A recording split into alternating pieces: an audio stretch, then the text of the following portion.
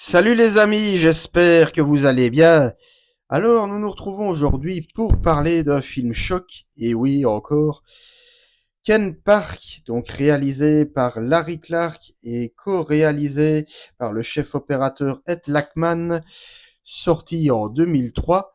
Alors, le résumé en quelques mots, donc c'est l'histoire de quatre adolescents issus de la classe moyenne américaine qui vivent dans une petite ville de Californie et qui ont pour point commun donc d'avoir des parents au comportement peu enviable, voilà. Et donc, histoire de tromper leur ennui, donc ils vont se réfugier dans le sexe, la drogue ou encore les plaisirs faciles. Alors, au casting, donc, ben, comme il y a souvent dans la plupart des films de Larry Clark, donc, ce sont souvent, enfin, dans le cas des ados, vu qu'il s'agit d'un teen movie, hein, je vais y revenir, eh bien, pour la plupart donc d'acteurs bah, assez peu connus, qui étaient même plutôt amateurs, donc on a donc Tiffany Limos, James Ranson, Stephen Jasso ou encore James Bullard, donc pour les jeunes. Et alors du côté des adultes, alors on a donc Amanda Plummer qui est qui était l'une des grandes figures du cinéma américain indépendant dans les années 90, et également pour la petite histoire la fille du grand Christopher Plummer. On a aussi Wade Williams qui était pas connu à l'époque mais qui se fera connaître par la suite pour son rôle du maton Brad Bellick dans la série Prison Break. Voilà. Et voilà, c'est à peu près tout donc niveau casting. Alors, pourquoi est-ce que j'ai eu envie de vous parler de ce film? Eh bien, parce que donc j'avais déjà brièvement évoqué Larry Clark quand je vous ai parlé de Gummo d'Harmony Corinne, en vous expliquant que, mais je veux dire, les deux hommes, malgré leur grande différence d'âge, ils ont d'ailleurs tout juste 30 ans d'écart, eh bien, bah, ils ont collaboré ensemble. Donc, pour la petite histoire, Harmony Korine a écrit le scénario donc du tout premier film de Larry Clark, à savoir Kids, qui lui-même avait suscité beaucoup la controverse en son temps, parce qu'il montrait la face cachée des adolescents, hein, d'une certaine manière, les kids. Hein, donc, film qui se situait uniquement du côté des ados. On ne voyait quasiment jamais les parents.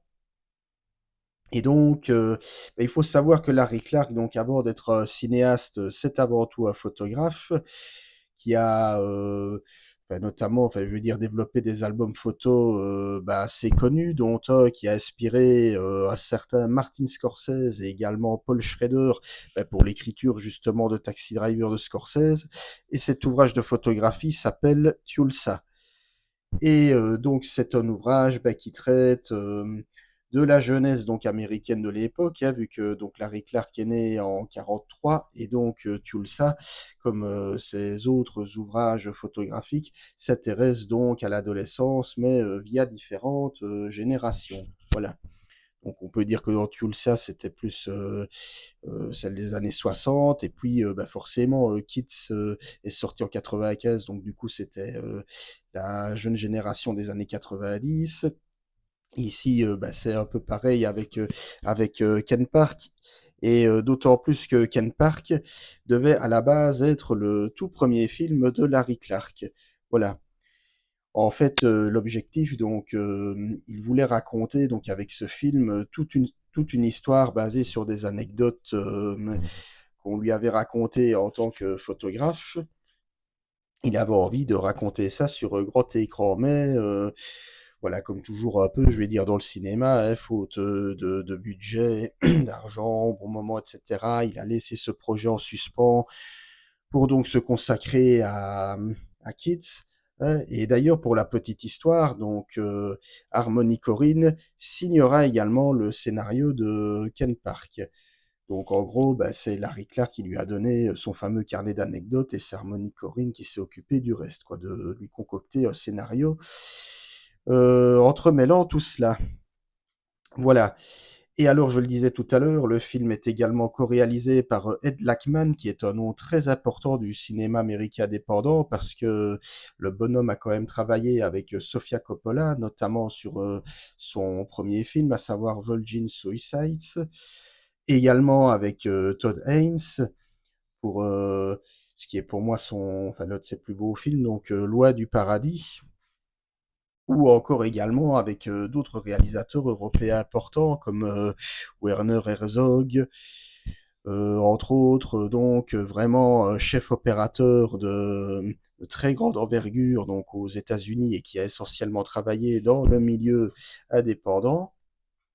Voilà. Donc tout ça pour vous dire que Ken Park, bah, ça sort pas complètement de nulle part, hein, je veux dire, malgré toute la controverse qu'il a pu susciter. Donc il faut savoir que le film, en raison de ses scènes de sexe très crues, et aussi de sa violence et de ses séquences assez trash, a été interdit dans pas mal de pays, à commencer par la France. Enfin, c'est-à-dire qu'en France, il est sorti, donc il est sorti en salle au départ avec une interdiction au moins de 16 ans, puis il a été enfin, réévalué, je vais le dire comme ça, jusqu'à ce qu'on lui impose une interdiction au moins de 18 ans. Donc, bah, une interdiction aux mineurs, comme on donne, ça vous le savez, aux films pornographiques. Et donc, forcément, bah, ça a un petit peu handicapé la réception du film, ce qui ne l'a pas empêché d'être très bien reçu, hein, je veux dire, notamment bah, par les cahiers du cinéma, les fiches du cinéma positives. Donc, bah, globalement, le film est même considéré comme l'un des meilleurs, si pas le meilleur de Larry Clark. Mais voilà, il est passé par pas mal de problèmes. Et bah, quand la censure passe par là, dire voilà. Mais il n'empêche, et c'est aussi pour ça que, bah, en fait, compte que j'ai voulu vous en parler, hein, moi, c'est un film, bah, que j'adore. Voilà, je vais le dire comme ça. Je l'ai encore revu, bah, pas plus tard que que ce matin. Et alors, je sais pas encore dire si c'est vraiment mon film préféré de Larry Clark, mais en tout cas, coup sûr, c'est l'un de ses meilleurs. Et voilà, il y a Kids et Bully aussi que j'aime vraiment beaucoup, sur lesquels je reviendrai probablement un beau jour. Et puis, bah, parce que on n'en parle pas assez quand Larry Clark, en tout cas sur YouTube. Alors, peut-être que certains YouTubeurs américains l'ont fait, je ne me suis pas vraiment renseigné, mais voilà. Étant donné qu'on parlait assez peu de ce réalisateur, je me suis dit que j'allais le faire, d'autant plus que bah, j'ai pas honte de dire que j'aime beaucoup son travail. Et c'est histoire aussi de bah, remettre un petit peu le film sur le devant de la scène. Donc, alors comme je le disais, hein, je veux dire, la grande obsession, enfin la principale obsession d'auteur de Larry Clark, c'est l'adolescence. Voilà, c'est vraiment quelqu'un qui a toujours cherché à vouloir montrer la face cachée des ados quelque part, donc au-delà du portrait lycée qu'on pouvait en voir dans certains films. Lui, ce qu'il voulait montrer, c'était vraiment la face sombre bah, de l'adolescence, donc littéralement le mal-être adolescent dans ce qu'il y a de plus noir, donc à base de drogue dure, de sexe, je disais même parfois de sexe déviant, hein, je veux dire, encore une fois ici dans Ken Park, on va voir qu'on pratique la masturbation d'une manière assez, je dirais pas originale, mais assez insolite, voilà, je vais le dire comme ça. Je vais pas trop en dire pour ceux qui auront envie de voir le film, mais voilà. Et donc, voilà, donc tout son travail, que ce soit en tant que photographe et en tant que cinéaste, c'est toujours construit là-dessus. Donc vraiment montrer le revers, le revers de l'adolescence, si je puis dire. Alors vous me direz que des teen movies qui traitent un peu du mal-être adolescent ou quoi, il y a eu, et je suis d'accord, hein, quelques comédies, enfin comédies, les films de John Hughes comme Breakfast Club ou La folle journée de Ferris Bueller, pardon, ou bah, quelque part même les films de Gus Van Sant. À noter d'ailleurs que ce qui est intéressant, c'est que Elephant de Gus Van Sant est sorti la même année que Ken Park, donc en 2003, et que Elephant a obtenu la Palme d'Or, donc en 2003. Alors oui, c'est vrai, il y avait déjà dans les films de John Hughes et donc de Gus Van Sant, une envie de montrer, bah, voilà, des adolescents, bah, assez mal dans leur peau, assez rebelles, soit parce enfin qui avaient du mal à trouver leur place au sein de la société et sauf que voilà, personne n'était jamais allé aussi loin dans le malaise, que Larry Clark, d'où son envie de choquer, voilà. Ce que c'est clairement là son objectif. Bah, Larry Clark lui-même qui n'hésite pas à recourir à des castings sauvages, hein, je le disais tout à l'heure, donc majorité de ces castings, bon à l'exception peut-être de Bully ou de Another Day in Paradise où, bon ça restait des films indépendants, mais où là déjà, bah, il avait dû s'entourer de pas mal de noms professionnels, mais sinon, que ce soit Kids, Ken Park ou Wassup Rockers, par exemple, bah, ça reste essentiellement des acteurs, bah, je veux dire des acteurs non professionnels, souvent des jeunes qu'il rencontre comme ça dans des parcs, notamment dans ce qu'on appelle des skateparks, hein, je veux dire des skateurs. C'est d'ailleurs comme ça qu'il a rencontré Harmony Korine, qui lui-même était skateur au départ. Donc voilà, c'est quelqu'un qui a l'habitude de faire ce qu'on appelle des castings sauvages et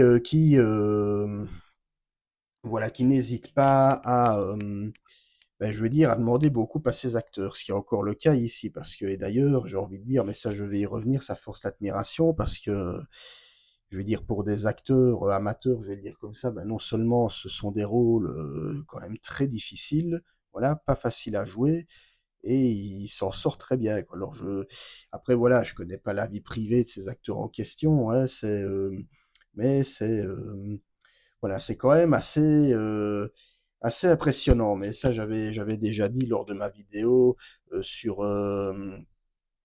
donc sur l'humanité de Bruno Dumont, que même en employant des professionnels, ben, en les utilisant à bon escient, en les poussant à leur donner le meilleur d'eux-mêmes, on peut tirer tout aussi bon travail d'un comédien amateur que d'un comédien professionnel.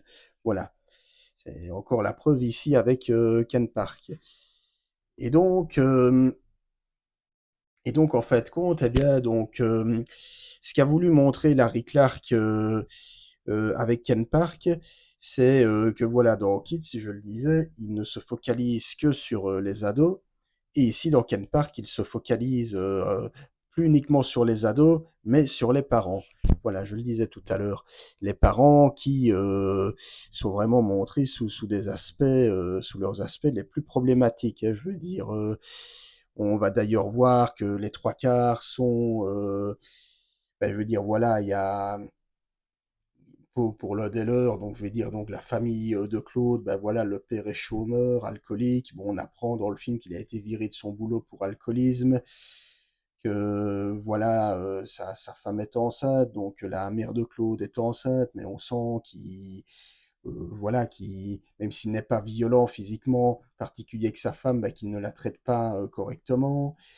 On a également, ben, je vais dire, Sean qui lui de son côté sort et enfin même plus que sortir, hein, fait l'amour avec la mère de sa petite amie, hein, donc ce qu'on pourrait qualifier maintenant, j'ai envie de dire gentiment de MILF, hein. Bon, je ne pense pas que le terme s'employait à l'époque, mais bon, voilà.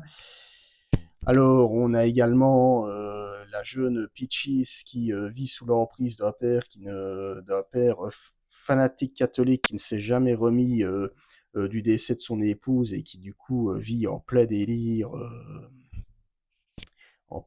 catho, quoi, je vais le dire comme ça, au point qu'il en a développé un amour quasi presque incestueux vis-à-vis de sa fille. C'est-à-dire que voilà, dès qu'il voit un garçon qui s'approche un peu trop près de sa fille, bah, ça le dépasse complètement, ça le rend même complètement violent. Encore une fois, je vais pas en dire plus. Et alors, bah, là où le film est peut-être le plus ambigu, c'est au niveau du personnage de Tate, qui lui est littéralement montré comme un adolescent ben, assez proche de la psychopathie, et qui est même au bord de la folie, donc un adolescent qui vit avec ses grands-parents, dont on apprend aussi que visiblement il n'a jamais vraiment connu ses parents, donc il est orphelin. Et alors, On va voir que ce dernier, donc Tate, va vraiment mépriser ses grands-parents, mais c'est-à-dire les insulter, les maltraiter verbalement.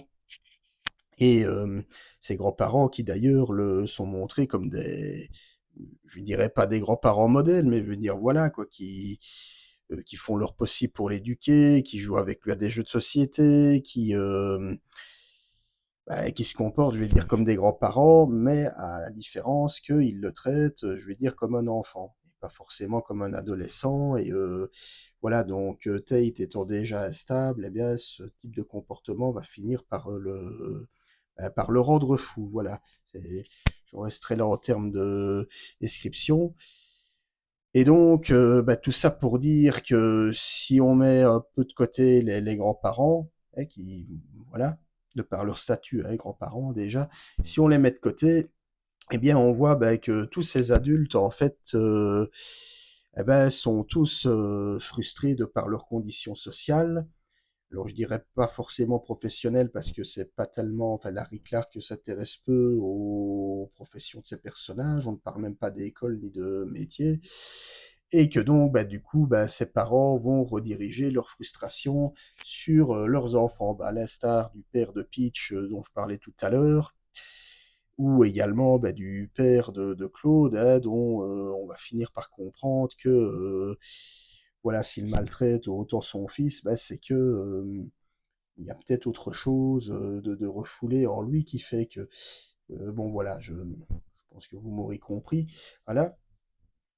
Et alors là où je veux en venir, c'est que le film, on va pas se le cacher, je veux dire, est très sexuel, je veux dire, il y a des scènes de sexe, même limite, limite pornographique, voilà, je vais le dire comme ça, ce qui explique aussi le fait qu'il fait scandale. Mais voilà, elles ne sont pas là gratuitement. En gros, pour le dire un peu platement, Larry Clark et Ed Lachman ne montrent pas du cul pour montrer du cul. Voilà, je vais le dire comme ça. En fait, le sexe est là pour montrer une vérité qui dérange. Voilà, pour montrer que, en fait, en fait compte, pourquoi est-ce que ces jeunes s'adonnent à la sexualité d'une manière, enfin de toutes les manières possibles? Eh bien, c'est pour trouver un échappatoire, voilà. D'ailleurs, et c'est de l'aveu même d'ailleurs de Larry Clark, je veux dire, il n'a pas fait son film, c'est d'ailleurs là qu'il le dit lui-même, si je n'ai pas fait, voilà, c'est la raison pour laquelle je n'ai pas fait un film porno, parce qu'il dit un film porno, c'est là pour exciter. Tandis qu'ici, mon but, ce n'est pas d'exciter, c'est de faire réfléchir. On le voit bien, je veux dire, les scènes de sexe sont, je vais me répéter, mais sont très crues et sont pas là pour, sont pas là pour nous exciter sexuellement. Voilà, je vais le dire comme ça. Donc le sexe ici est véritablement montré comme un échappatoire à cet enfer, vu que c'est vraiment voilà, c'est vraiment l'enfer que vivent ces différents adolescents, et quelque part, le sexe peut s'envisager comme une sorte d'Éden euh, inatteignable. Et c'est d'ailleurs justement la grande question qu'on peut se poser à la fin, et également la peur qui anime quelque part ces trois adolescents. Bon, avec Tate, c'est un peu différent. Mais voilà, la question qui anime Claude, Sean et Peaches, c'est de savoir s'ils finiront ou pas comme leurs parents, ce qu'ils ne souhaitent absolument pas. Et d'ailleurs, la séquence finale que je ne dévoilerai pas, voilà, où on voit, enfin, je veux dire, les trois ados voilà, qui s'adonnent à leurs différents plaisirs, quelque part, c'est ça aussi, ils vont chercher à savoir si vraiment ils peuvent encore croire au paradis. Il y a le sexe, voilà. Alors je disais tout à l'heure, je parlais un petit peu aussi de drogue dure, etc. Alors pour le coup, pour avoir revu le film, même s'il est question un peu de drogue, on va voir Claude qui va voilà, fumer de la pipe à crack avec quelques autres de ses amis. C'est pas, comme je dis, la drogue ici, elle est moins présente que dans Kids ou dans No Doubt Day in Paradise, par exemple. Ici, c'est vraiment le sexe, donc je vais dire vraiment le sexe qui est vraiment mis en avant. que Larry Clark a vraiment utilisé pour, relier, je vais dire, les enfants et enfin les enfants, les adolescents et leurs parents, voilà. Et alors ce que je voudrais dire aussi, c'est que, voilà, le film n'est pas proprement parlé, un choc des générations, voilà, parce qu'on pourrait penser en voyant le film, c'est le choc des générations, adolescence, adulte, c'est plutôt un fossé des générations, voilà. Un fossé dans le sens où, bah, c'est comme si les enfants, enfin, pourquoi je dis enfants? Enfin, les adolescents, bah, parce que les adolescents, ouh parce que les adolescents, eh bien, en quelque sorte, seraient là pour être, le produit des vices de leurs parents, donc le produit des erreurs de leurs parents, ce qu'ils ne veulent surtout pas être. Et donc à mon sens, c'est ça qu'il est important de préciser, que le film ne traite pas d'un choc de génération, mais plutôt d'un fossé de génération. Une nuance que je voulais apporter. Alors j'en ai pas encore, parlé, mais ça s'impose quand même, hein, je vais dire la réalisation, d'autant plus que, bah, voilà, Larry Clark est photographe de base et bah, pareil pour, Ed Lachman, hein, qui était, chef opérateur. Alors je vais le dire tout de suite, bah, en termes de réalisation, la photographie, bah, elle est magnifique. Voilà, on a en plus donc le film se déroule en Californie, on a l'impression qu'il y a, cette chaleur écrasante qui est là pour, encore un peu plus, accentuer le désarroi, psychologique, des personnages. Bah, d'ailleurs, on voit que, on a d'ailleurs souvent reproché à Larry Clark de filmer, trop souvent des adolescents, torse nu, voire même, complètement nus comme dans le film. Mais ici, ce qui l'intéresse, c'est, et là d'ailleurs ça fait vraiment figure de pied-de-nez aux conventions hollywoodiennes, ce qui l'intéresse, c'est de ne pas filmer des canons de beauté. Il le dit lui-même, quand il engage des ados, c'est des ados normaux, donc il ne veut pas des, voilà, des sosies de Tom Cruise ou de Brad Pitt, ou voilà. Donc ce qui l'intéresse, c'est vraiment de montrer le corps adolescent dans ce qu'il a de plus normal. Et voilà. Et alors pourquoi est-ce qu'il veut engager des ados physiques normaux? Ben, simplement justement pour que le spectateur arrive à plus facilement s'identifier, aux états d'âme des personnages. Ben, j'ai envie de dire, moi je suis plutôt d'accord avec ça, hein, c'est pas, ben, vous me direz qu'un ado ait un physique d'Apollon ou quoi, on s'en fout, mais d'un côté, le fait de prendre des ados physiques normales, sous-entendu, ni trop beau ni trop moche, bah oui, ça peut aider à faire passer, le message. Voilà. Et donc je disais, donc au niveau de la photographie, eh bien, donc le film se déroule souvent dans des lieux clos, hein, histoire d'accentuer encore un peu plus le fossé des générations. Donc souvent comme ça dans des cuisines ou dans des chambres, voilà. Dans dans des couloirs aussi, donc vraiment dans des lieux clos dans lesquels, Larry Clark enferme littéralement, ses personnages. Et alors, bah, ces personnages, on les voit le plus souvent, suer, transpirer, vraiment comme si, bah, la chaleur, de la Californie ne faisait que, les rendre davantage, je ne dirais pas pathétique, hein, mais je vais dire, comme si la chaleur ne faisait qu'accentuer, leurs maux. Voilà, leurs maux, leurs travers. Et ça, je trouve que c'est vraiment une très bonne idée de mise en scène. Et d'ailleurs, bah, oui, voilà, je ne l'ai pas dit, mais le fait que le film se déroule dans des lieux clos, bah, ça, j'ai envie de dire, ça, c'est un rapport avec le travail de photographe de Larry Clark, hein. Je veux dire, on sent que les cadrages, ben voilà, sont très carrés comme ça, très travaillés. Et donc forcément, bah, une photo, voilà, c'est figé. Donc, bah, j'ai envie de dire, quoi de plus normal, qu'il ait envie de filmer des personnages figés dans des lieux figés, voilà. Tout fait sens, hein, quand on y pense, voilà.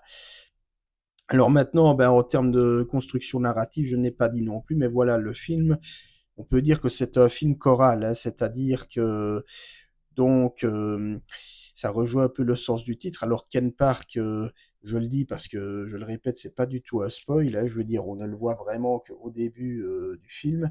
Donc en fait, Ken Park, c'est le nom d'un adolescent qui va se suicider en se tirant une balle dans la tête au début du film.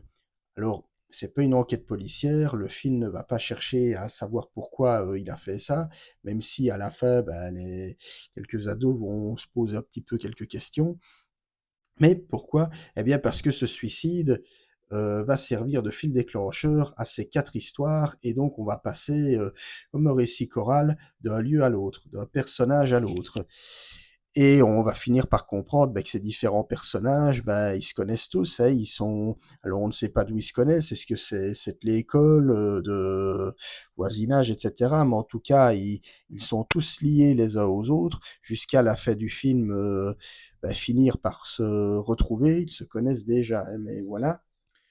Et donc ça va être vraiment ce suicide qui va servir d'élément déclencheur et où on va finir par comprendre, même si encore une fois, Larry Clark et Harmony Korine, de par son scénario, ne nous disent pourquoi Ken Park a mis fin à ses jours, eh bien, en voyant ces différentes histoires, eh bien, on va finir par avoir une petite idée. On va se dire que finalement, ce fameux Ken Park, il était peut-être tellement mal, aussi mal que les autres, que lui a préféré passer à l'acte, hein, je vais le dire comme ça, plutôt que de croire en un éventuel paradis ou un éventuel Éden qui serait symbolisé par le sexe. Voilà. Alors, ce que je voudrais encore dire, c'est que voilà, le Ken Park a été surnommé par certains comme l'anti-American Pie. Et alors, j'ai envie de dire que le seul lien de parenté entre les deux films, c'est que ce sont deux teen movies. Voilà, ça je l'aurais compris. Et alors, pourquoi l'anti-American Pie? Eh bien, parce qu'au contraire d'American Pie, qui va utiliser la sexualité pour y faire naître un peu l'humour pipi caca, enfin l'humour un peu, enfin voilà, on va rire de la sexualité, on va utiliser, je vais dire, la sexualité comme un outil comique, si on peut le dire comme ça. Eh bien ici, dans Ken Park, hein, je vais te dire, c'est pas le cas du tout, hein, je pense l'avoir assez dit, mais la sexualité dans le film n'est pas là du tout pour exciter qui ou quoi que ce soit. Elle est vraiment là en guise d'échappatoire et on pourrait même dire que ça fait office de chimère. Donc voilà, simple petite précision. Voilà, je ne serai plus très long, bien que ça fait plaisir d'en avoir parlé. Je terminerai juste en disant que malgré oui que voilà, c'est un film qui est pas facile à regarder, c'est un film très cru, très dérangeant, qui met volontairement mal à l'aise.